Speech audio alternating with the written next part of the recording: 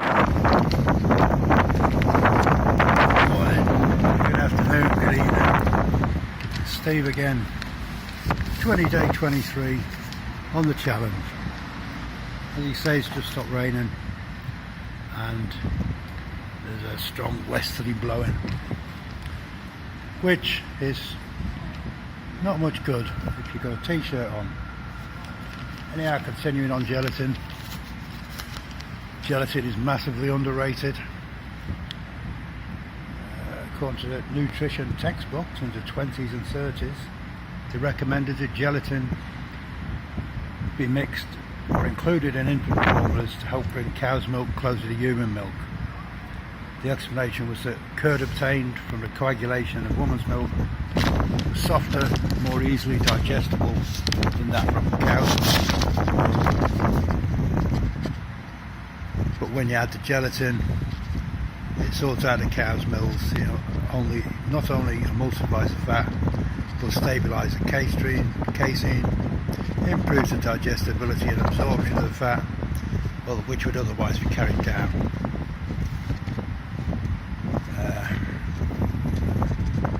Gelatin enriched formulas show reduced allergic symptoms, vomiting, colic, diarrhea, constipation and respiratory ailments, and demonstrate cow's milk.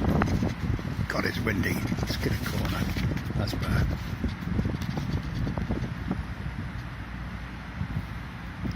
Now, if you're going to thinking of losing weight or you're convalescing because of operations, dysentery, cancer, other illnesses, you'll fare better if gelatin is added to the diet. So if you make a nice meat stew, add an ounce or half an ounce of gelatin, and then it doesn't matter if you take in meat and veg at the same time, even though they got different rates of digestion. The added gelatin smooths everything out and improves digestion.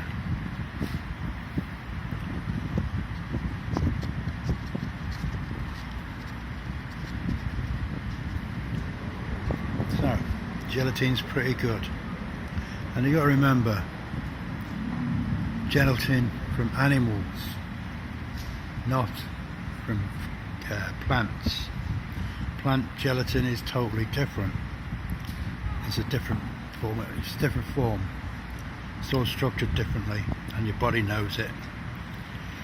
Even though you say, I'm a vegetarian, I can eat vegetarian gelatin. And guess what? I'll have the same result. Well, the answer, my friend, is no. Being a vegetarian is relatively modern. Eating gelatin goes back thousands of years in one form or another, and it's what your body's used to.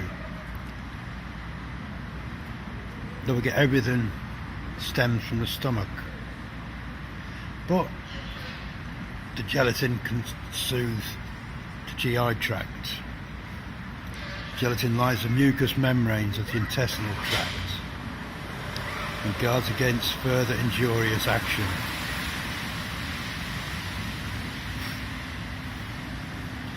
Any inflammation of the mucous membrane, gelatin, and intestinal catheter, now called IBS. Interested in the type of gelatin used in a follow-up experiment done on people with either more serious intestinal diseases, specified as concentrated carbs afoot of broth. Now, this gelatin would have been rich in cartilage and bone.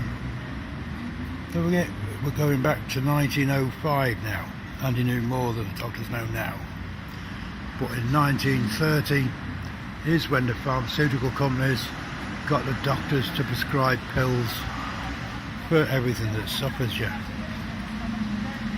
whereas food like gelatin helped cure a lot of stuff. It's good on bacterial infections of the intestinal tract that don't receive attention.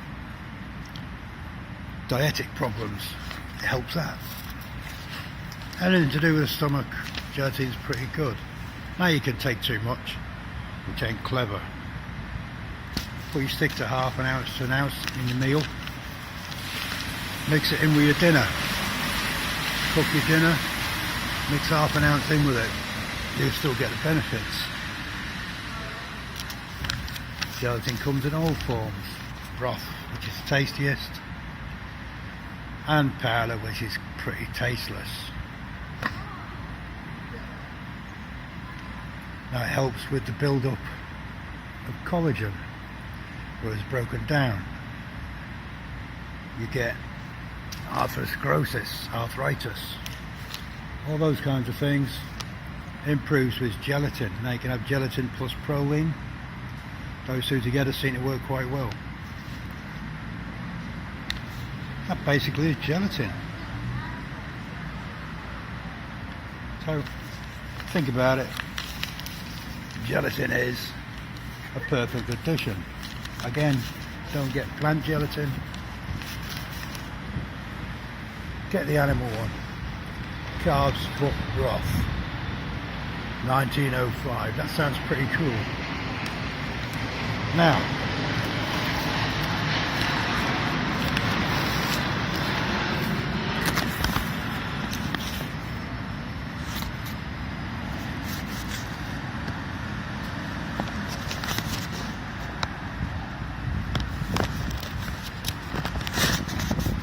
back in 1935, the gelatin, it was noticed and indicated that gelatin helps the liver, which is sensible because liver uses the amino acid glycine for a detox. Its ability to detox itself is limited by the amount of glycine available. The administration of extra amounts of protein containing an abundance of glycine, such as gelatin, help the liver work so it can repair itself. It will detox itself from all the crap we're putting in. It's good for bone health. Again, you got osteoporotic fracture, then that's malnutrition, basically called that, by lower bone mass. Gelatin helps that by putting the stuff right. Now they use a radioactive test with gelatin and fed it to some animal, I don't know which, probably mice, and they find that most of the gelatin was in where was traced to the collagen, to making collagen, so it is good. Now, within the first 12 hours, the mass was found in the collagen, which 12 hours is good. It was also prescribed as relief for osteoporosis and a painkiller. A lot of studies haven't been compared to that, but then they use different gelatins, the way it's made. Now once you got your gelatin and you put it in your soup or whatever, it should never be cooked or reheated in the microwave, because that turns L-proline to D-proline. Conversion of trans to cis forms could be hazardous. In other words, the same with anything in a microwave, it becomes toxic to the liver, kidneys and nervous system. That's nephrotoxic and hepatotoxic. Okay, that's about it for gelatin. But you can mix it with another. You can OD on gelatin. There's a study with some dogs that only fed gelatin and he died.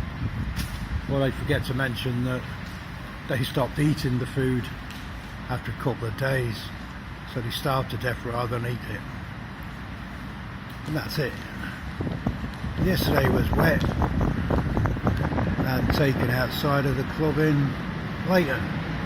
Fitness first. And don't forget about charcoal, the wonder study. You can also spike milk from lassi and yogurt with, what do you call it? I forget the name, but you buy them in a capsule and there's 20 billion cultures in it at a time. So even though it's do you no harm, it do you more good than harm. And with gelatin, there's so much on it that I'll do one more session on gelatin and then give it a break. and I'll put all the notes up on the website, and it will include references, sources that you can check out yourself or make a place to check it out as you want for the first time. That's it. Day 23 done. See you tomorrow. It won't be nowhere warm because it's rain for the week. Bye.